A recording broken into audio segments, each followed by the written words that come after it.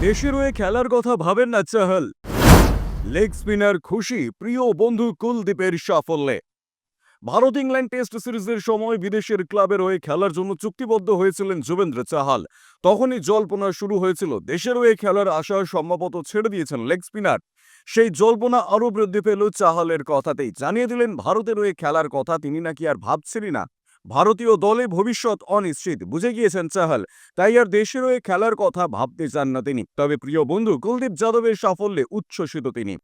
মহেন্দ্র সিং ধোনি ভারতীয় দলের অধিনায়ক থাকার সময় সাদা বলের ক্রিকেটে কুলচা জুটি প্রতিপক্ষের আতঙ্কের কারণ হয়ে উঠেছিল।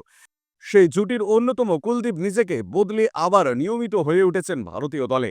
অথচ চাহাল এখন ভারতীয় দল থেকে অনেক দূরে। গত বছর টি-20 বিশ্বকাপের দলে থাকলেও একটি ম্যাচও খেলার সুযোগ পাননি চাহাল। তারপর ভারতীয় দলে সুযোগ হয়নি তাঁর। 2023 সালে আগস্টের পর ভারতের হয়ে খেলার সুযোগ নেই।